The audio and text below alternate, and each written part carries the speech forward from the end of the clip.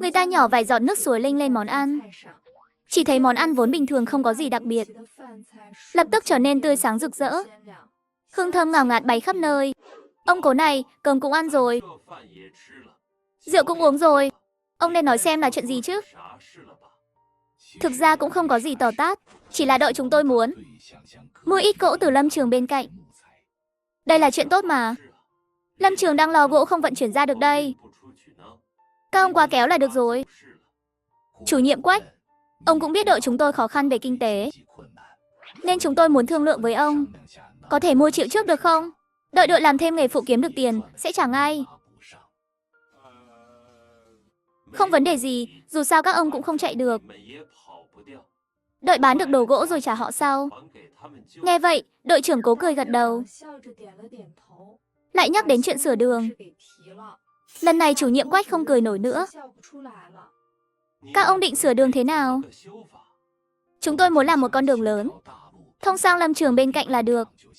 Như vậy sau này đi đâu cũng tiện. Ông Cố à, không phải tôi không đồng ý. Công xã chúng ta thật sự không có tiền. Hơn nữa năm nay các đội không có chỉ tiêu sửa đường. Nếu chỉ sửa cho đội các ông, em là các đội khác sẽ ý kiến. Chủ nhiệm Quách, chúng tôi không cần công xã bỏ tiền. Chúng tôi tự xoay sở. Thế còn nhân lực thì sao? Chúng tôi cũng tự lo. Chỉ là bên lâm trường nhờ ông giúp phối hợp chút. Dù sao chúng tôi cũng nhờ ké họ mà. Chủ nhiệm Quách suy nghĩ một lúc, cuối cùng cũng gật đầu đồng ý. Giờ tôi sẽ đi cùng các ông qua lâm trường, chốt xong mấy chuyện này. Mãi đến chiều tối, Cố Tiêu và đội trưởng mới trở về. Cậu ấy lập tức gọi mọi người tập hợp lại. Ôi chao, chuyện thứ nhất, lâm trường đồng ý bán cho chúng ta một lô gỗ. Mai mọi người kéo xe ra cùng tôi đi lấy hàng. Chuyện thứ hai, đội chúng ta sẽ sửa đường. Mỗi nhà mỗi hộ đều phải góp người. Ai đi được thì đi hết. Khi đường sửa xong, chúng ta sẽ được nhờ cái đường lớn của lâm trường. Vào thành sau này không phải leo núi vượt đèo nữa. Ngay lập tức, tiếng hoan hô, tiếng vỗ tay vang khắp mọi ngóc ngách trong làng. Đội trưởng cảm kích nhìn Tô Thanh Nhiên một cái, rồi nói với mọi người, những chuyện tốt này đều nhờ Tô Thanh Nhiên cả. Đừng thấy cậu ấy còn trẻ, nhưng làm việc gì cũng xung phong. Lúc nào cũng nghĩ cho tập thể chúng ta. Mọi người sau này phải học theo cậu ấy. Lời vừa dứt, mọi người lại dành tặng Tô Thanh Nhiên một tràng pháo tay. Tô Thanh Nhiên, cậu có yêu cầu gì cứ nói với mọi người. Chuyện gì làm được, chúng tôi nhất định sẽ cố gắng. Là một phần tử của đội Dương Sơn, đây là việc tôi nên làm. Tôi không có yêu cầu gì cả.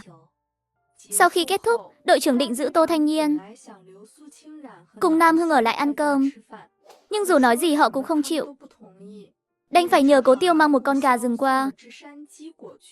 Kể từ khi chuyển nhà, đây là lần đầu Cố Tiêu ghé qua. Trong lòng cậu ấy mừng rơn không tả. Nhìn chung nước nhà cậu trống rồi. Tôi gánh giúp cậu ít nước nhé. Tô Thanh Nhiên biết không cản được, nên cũng chẳng nói gì. Thế là cậu vào bếp nấu cơm. Cố Tiêu làm xong việc trở về, bị mùi thơm đồ ăn cuốn hút. Cậu theo mùi lặng lẽ vào bếp. Đây là gì vậy? Cà xào ớt tôi làm. Tôi chưa ăn bao giờ. Gọi Nam Hưng cùng ăn nhé. Ở bên kia đội, mọi người ngửi mùi đều thèm thuồng. Từ Kiều là người đầu tiên vứt cái bánh ngô trên tay. Chú môi lên. Ngày tháng này không sống nổi nữa rồi. Tôi cũng muốn ăn thịt gà. Tôn Hạo ngẩng đầu nhìn cô một cái, rồi lại lặng lẽ cúi xuống, trông như đang suy nghĩ gì đó. Cậu ta trời tối lén lút chuồn ra ngoài. Đến khi về thì đã khuya lắm. Cậu lặng lẽ gọi cô bạn thanh niên trí thức thân nhất dậy. Không nói không rằng kéo cô ấy lên núi sau. Thật là gà nướng. Cậu lấy đâu ra vậy? Cậu không phải nói muốn ăn thịt gà sao? Tôi lén mua của người ta. Cậu đừng nói ra ngoài nhé. Tư Kiều cảm động gật đầu.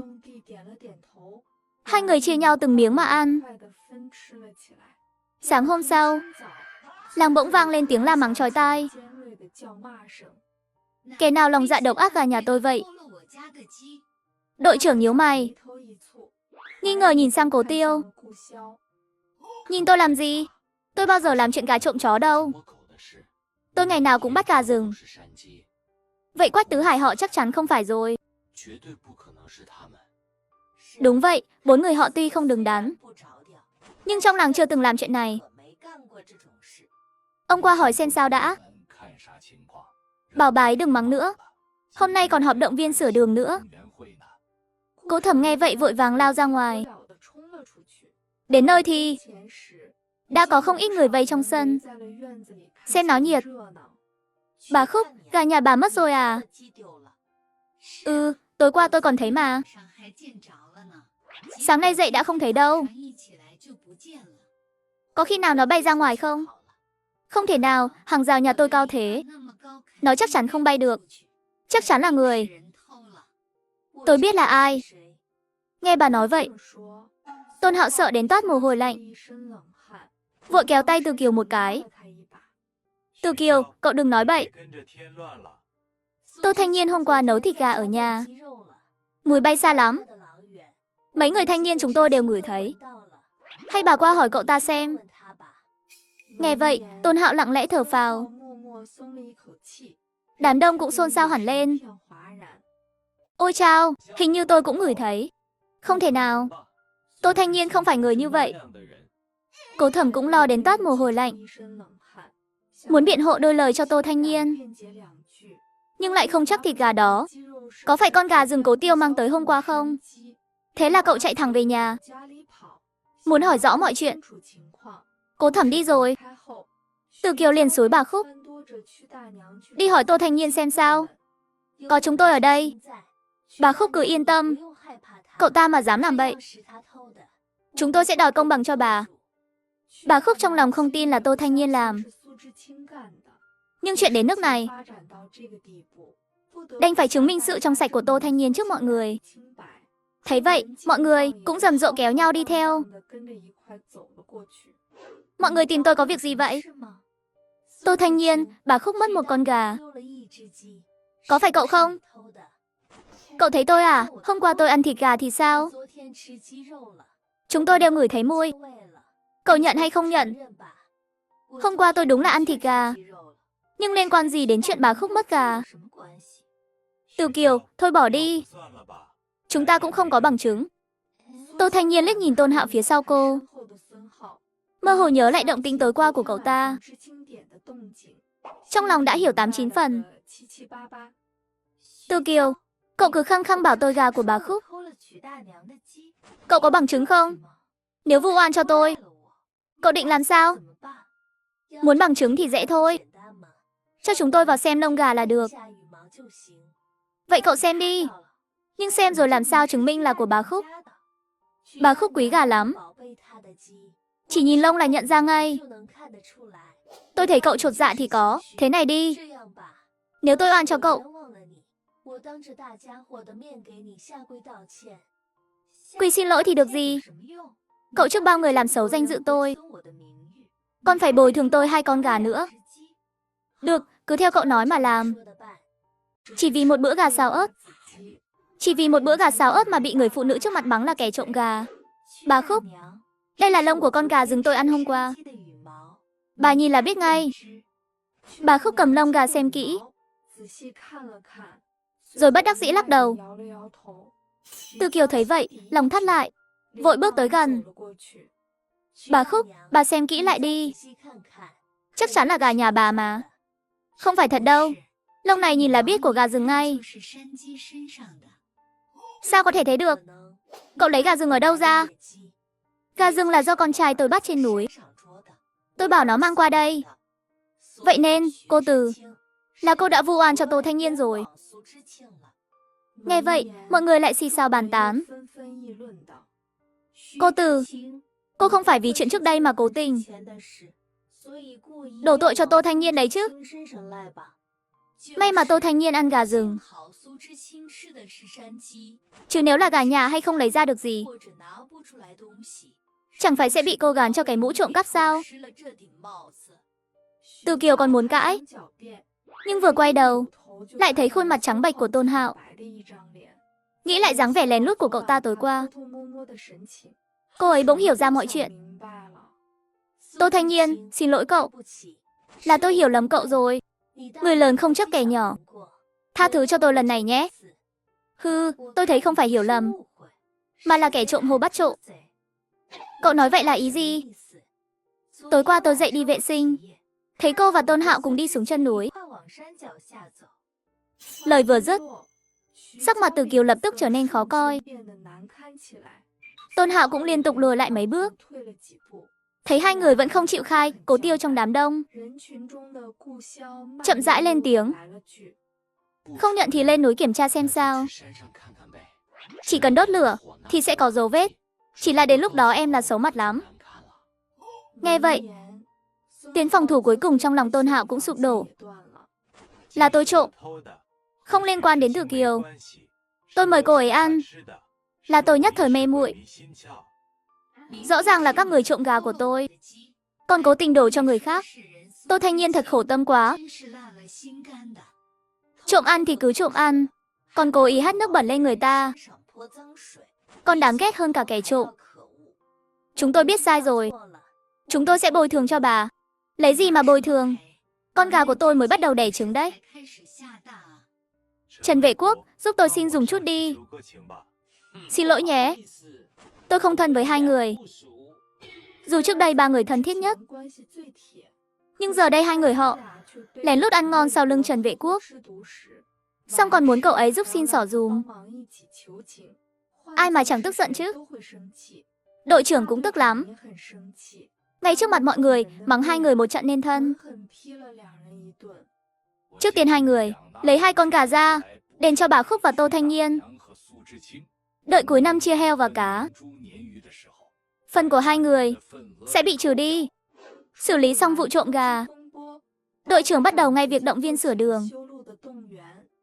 Nhân lúc mọi người đây, chúng ta bàn bạc trước về việc sửa đường và phân công cho các nhóm. Mùa đông lúa mì đã thu hoạch xong, nhóm các anh đi đào khoai lang, rồi đơn hàng thứ hai gia công đồ gỗ tăng mạnh. Anh chọn thêm vài người khéo tay làm cùng các anh. Rồi Tô Thanh Nhiên, cậu tiếp tục kiểm tra giám sát cho tốt. Ngoài những người này ra, còn lại gia trẻ lớn bé theo tôi đi sửa đường. Nhưng trước khi bắt đầu, chúng ta phải bàn xem sửa đường thế nào. Tôi nghĩ hai bên cần đào rãnh thoát nước, độn cao mặt đường lên, để tránh ngày mưa bị ngập. Để tiết kiệm chi phí, tôi nghĩ cứ mở rộng con đường nhỏ, dẫn tới lâm trường là được rồi. Thấy mọi người bàn tán xôn xao, đội trưởng nhìn sang Cố Tiêu đang im lặng hỏi. Cậu có ý kiến gì về việc sửa đường không? Địa hình chỗ chúng ta lồi lõm, dù sửa thế nào, ngày mưa cũng sẽ ngập nước. Hơn nữa con đường đất đó chắc chắn sẽ lầy lội, làm chậm trễ thời gian giao hàng của chúng ta. Sao nổi, cậu muốn làm đường nhựa à? Muốn cũng chẳng được. Đường nhựa chúng ta chắc chắn không đủ tiền, nhưng đường đá thì làm được. Lời vừa dứt, đám đông lại sôi nổi hẳn lên. Đường đá thì tốn bao nhiêu tiền chứ? Đúng vậy, đá và cát trên núi chất đống. Không có tiền chúng ta cũng chẳng lấy được. Hôm qua tôi đi hỏi rồi, nếu mua cùng lâm trường, giá sẽ được ưu đãi. Đá khoảng 3 tệ 1 tấn, cát đá thì 2 tệ 1 tấn. Tôi tính rồi, xây đường đá khoảng 1.000 tệ là đủ. 1 tờ, không tệ, chúng ta lấy đâu ra nhiều tiền thế? Đơn hàng đồ gỗ thứ hai vừa hay bán được 1.000 tệ. Thằng nhóc này, tiền còn chưa vào túi, đã tính chuyện tiêu hết rồi. Cỗ lâm trường còn đang nợ đấy. Nghe vậy, mọi người cũng xót xa không thôi. 1 tờ, không tệ mua được bao nhiêu gạo trắng chứ? Tôi thấy làm đường đất cũng tốt lắm rồi. Thật mà gặp mưa, chúng ta dùng xe kéo là được. Đúng vậy, đừng để cuối năm chúng ta lại nợ ngập đầu, càng làm càng nghèo. Mọi người, tôi nghĩ nếu đã làm thì làm luôn cho trọn vẹn. Có đường đá. Sau này dù gió mưa thế nào, cũng không ngại đi lấy gỗ hay giao đồ gỗ. Ôi chao, thấy mọi người vẫn tranh luận không ngừng. Đội trưởng nhìn sang Tô Thanh Nhiên bên cạnh. Tô Thanh Nhiên, cậu cũng nói ý kiến của mình đi. Đội trưởng, tôi thấy anh cậu nói đúng. Giờ chúng ta mua được đá và các giá rẻ, còn mượn được máy lu của họ nữa. Đều là nhờ cái lâm trường cả. Nếu bỏ lỡ cơ hội lần này, sau này chỉ có thể mua giá cao thôi. Nghe vậy, mọi người đều rơi vào trầm tư. Đội trưởng thấy thế, lên tiếng nói ra nỗi băn khoăn của mọi người. Tô Thanh Nhiên, giờ chúng ta còn nợ tiền lâm trường. Nếu họ biết ta có tiền làm đường mà không trả, liệu có bị chê trách không? Đội trưởng, lâm trường nhà lớn nghiệp lớn. Tôi nghĩ so với việc trả tiền trễ, họ sợ chúng ta mang đường đất lầy lội, làm hỏng đường nhựa của họ hơn. Còn nữa, tôi nghĩ lần này giao đồ gỗ, chúng ta có thể thương lượng với hợp tác xã, xin họ ứng trước một khoản tiền đặt cọc. Điều đó cũng hợp tình hợp lý. Cố Tiêu càng nghe càng phấn khích. Đợi Tô Thanh Nhiên nói xong, cậu lập tức giơ tay hô to. Tôi giơ cả hai tay hai chân tán thành lời Tô Thanh Nhiên. Đúng vậy đội trưởng. Của rẻ không lấy, thì đúng là ngốc. Đội Dương Sơn chúng ta mà làm được đường đá, sau này đội khác ai mà không nể vài phần. Nghe mấy người cổ vũ, mọi người lần lượt giơ tay tán thành. Đội trưởng cũng gật đầu hài lòng. Tô Thanh Nhiên, vậy tiền mua vật liệu, trông cậy cả vào đơn hàng này của các cậu đấy. Yên tâm đi đội trưởng. Chúng tôi chắc chắn hoàn thành đúng chất lượng. Những ngày sau đó, đội trưởng dẫn đội lớn đi sửa đường bận rộn. Còn Tô Thanh Nhiên thì kiểm tra từng món đồ gỗ cẩn thận. Thời gian rảnh, cậu vẫn tiếp tục đan áo len. Nhưng buồn thay, len đã hết mất rồi. Hơn nữa còn nhiều thứ muốn sắm nữa. Xem ra phải tìm cách vào thành một chuyến thôi. Cuối cùng cũng đợi được đến ngày hoàn thành lô đồ gỗ thứ hai. Lần này đội trưởng đặc biệt coi trọng. Sáng sớm hôm trước, ông đã tập hợp mọi người, chọn người đi vào thành ngày mai.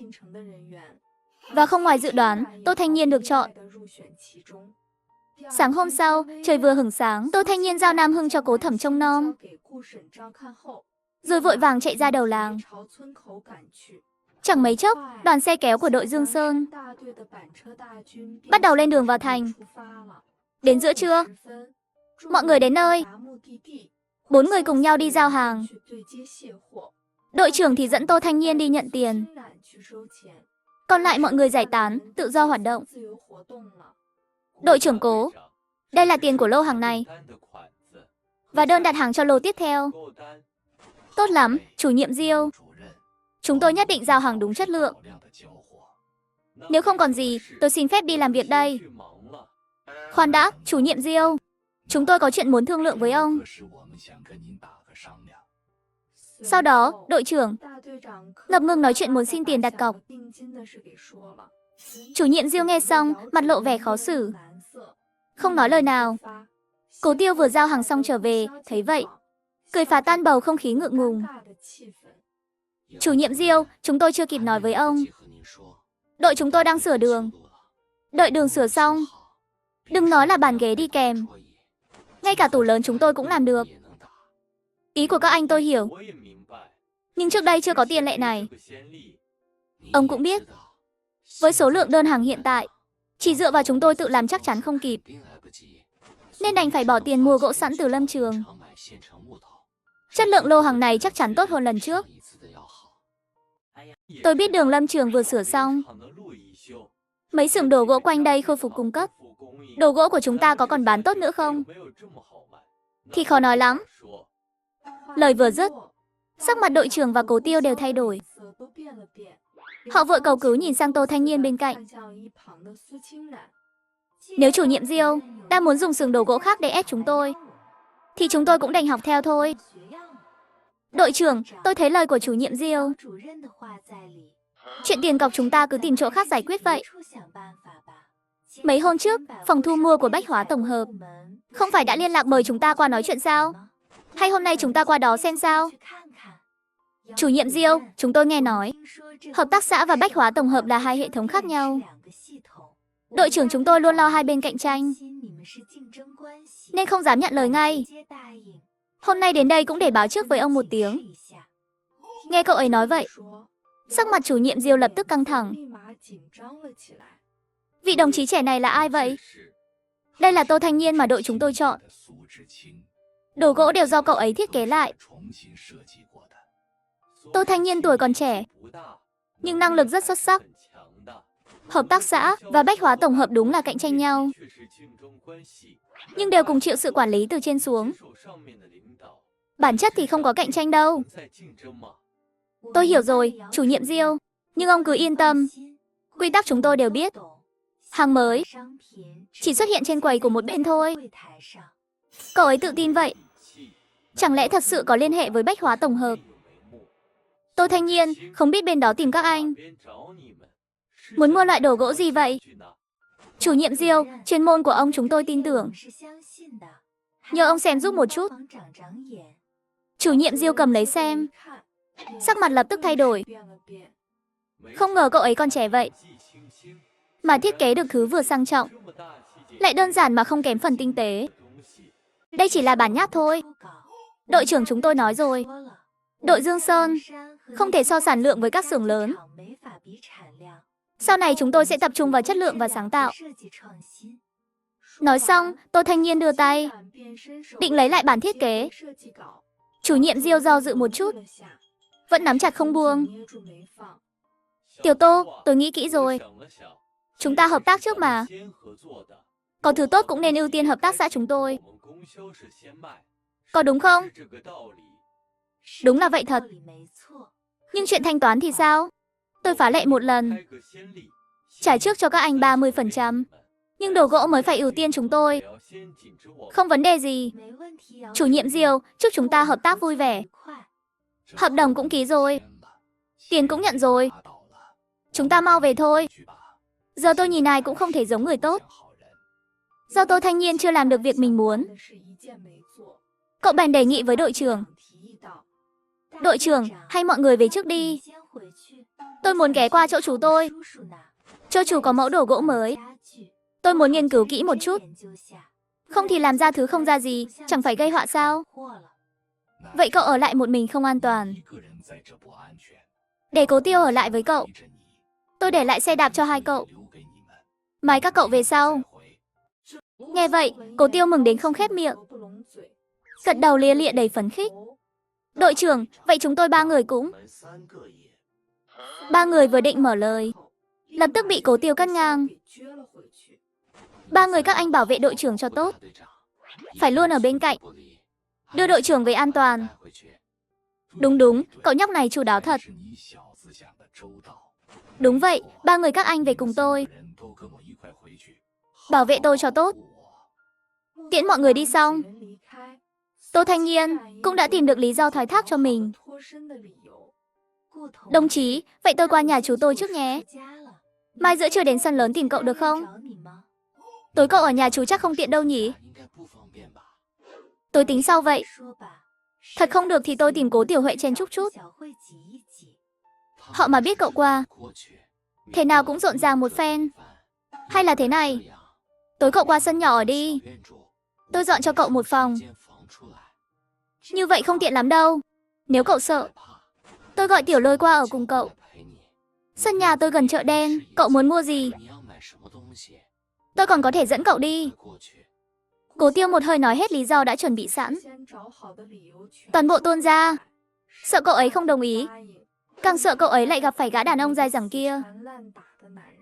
Còn Tô Thanh Nhiên, mục đích chuyến đi này chính là mua sắm ở chợ đen, nên vui vẻ đồng ý đề nghị đó. Sau khi hai người chia tay, Tô Thanh Nhiên vội tìm chỗ trốn vào không gian. Lúc ra lại đã đổi sang dáng vẻ khác. Cậu đeo gùi lên lưng, lại đi theo tuyến đường lần trước một lần nữa. Thuận lợi bán được hơn chục gùi hàng. Nghĩ lát nữa còn phải đi chợ đen. Tô Thanh Nhiên không dám chậm trễ. Thay lại quần áo xong, cậu vội chạy đến sân nhà Cố Tiêu thuê. Chỉ là người chưa kịp đến nơi, đã gặp Cố Tiêu ở đầu ngõ. Đạp xe vội vã trở về. Chưa ăn cơm đúng không? Lên xe, đi ăn trước đã. Vậy hôm nay tôi mời cậu bữa này. Dù sao cũng phiền cậu dẫn tôi đi mua đồ. Còn ở nhờ nhà cậu nữa. Đúng rồi, gọi cả Tiểu Lôi đi nhé. Người đàn ông trước mặt không chỉ cho cậu mượn nhà miễn phí, còn vì sợ cậu buồn chán một mình, đặc biệt tìm em gái để bầu bạn qua đêm. Nhưng biết em gái không tiện, cậu lập tức lo lắng. À, tôi vừa từ trường Tiểu Lôi về. Cậu ấy nói mai có kỳ thi tháng. Hôm nay không ra ăn được. Tôi cũng không ở ngoài được. Nếu cậu không tin, tôi dẫn cậu qua hỏi lại ngay bây giờ. Tôi không lừa cậu đâu. Lừa cậu thì tối tôi ngủ ngoài đường. Tô Thanh Nhiên thấy dáng vẻ cậu không giống nói dối. Hơn nữa cậu cũng biết trường nội trú trung học, không thể tùy tiện ra ngoài ở được, nên cũng không nói gì thêm. Cố Tiêu liếc nhìn cậu một cái, thấy mặt cậu không có vẻ không vui, lén thở phào nhẹ nhõm. Sau đó, Cố Tiêu đạp xe chở cậu đến nhà hàng quốc doanh. Ăn xong, trời đã tối mịt. Hai người liền đi thẳng đến chợ đen. Có Cố Tiêu, người quen cũ dẫn đường. Chợ đen vốn khiến cậu lạc lối không tìm được đường, quả nhiên thông thoáng hơn nhiều. Chẳng mấy chốc, Tô Thanh Nhiên đã mua được đường cát trắng mà cậu muốn. Cùng len cà tân, bông và giày bông, tất cả đều bỏ vào túi. Đồng chí Cố, cậu biết chỗ nào bán thịt heo không? Thịt heo phải 4 giờ sáng mới có. Đến lúc đó tôi quay lại. Giờ chúng ta về trước đã. Tô Thanh Nhiên gật đầu, rồi theo cậu ấy đi về sân nhỏ. Phòng của cậu tôi dọn xong rồi. Chăn ga cũng phơi nắng rồi. Tạm ở một đêm nhé. Cảm ơn cậu nhiều. Như vậy đã tốt lắm rồi. Lúc ở ngoài chưa thấy gì. Giờ chỉ còn hai người. Không khí bỗng trở nên kỳ lạ. Tô Thanh Nhiên cố giữ bình tĩnh trải giường. Quay đầu lại, thấy Cố Tiêu ôm chăn định đi ra ngoài. Cậu làm gì vậy? Không làm gì cả. Hay tôi ra ngoài ngủ vậy? Đêm càng lúc càng lạnh. Cậu định ngủ ngoài đường thật à? Hơn nữa hơn 3 giờ sáng chúng ta còn đi mua thịt heo. Vậy thì được thôi. Cậu yên tâm, tối cậu có thể khóa cửa. Nói xong, cậu ấy ôm chăn đi sang phòng bên. Tô Thanh Nhiên nhắc với theo một câu. Sáng mai nếu tôi chưa dậy, cậu nhớ gọi tôi nhé. Yên tâm, phòng tôi có đồng hồ báo thức. Đến giờ tôi sẽ gọi cậu. Tô Thanh Nhiên hôm nay mệt lắm. Rửa mặt qua loa rồi ngủ say như chết. Dậy một giấc, ngoài trời đã sáng rõ. Tô Thanh Nhiên ngẩn người, vội lao ra khỏi phòng. Chỉ thấy phòng bên cạnh trống không. Đang định ra ngoài tìm người, cửa sân bỗng mở ra. Cố Tiêu xách bữa sáng bước vào. Dậy rồi à? Tôi mua sáng đây. Cậu rửa tay ăn đi. Xin lỗi nhé, tôi ngủ quên mất. Thịt heo thì sao? Thịt heo mua được chưa? Sao cậu không gọi tôi? Lúc tôi dậy gió nổi lên nên không gọi cậu. Dù sao tôi đi một mình cũng được mà. Nói xong, Cố Tiêu xách một cái gùi từ bếp ra. Cậu xem cần bao nhiêu? Phần còn lại để tôi. Tô Thanh Nhiên cúi nhìn, thấy có sườn, mỡ tấm, thịt ba chỉ và thịt mông. Đều là phần ngon và đúng thứ cậu muốn. Lập tức vui mừng khôn xiết. Ăn sáng xong, hai người dọn dẹp nhà cửa đơn giản, rồi đạp xe về đội. Nhưng vừa ra khỏi ngõ, lại đụng phải Tiêu Đống Quốc đứng ở cửa. Cậu đợi ở đây. Tôi qua nói chuyện với anh ta một lát. Cậu đợi đây, để tôi đi.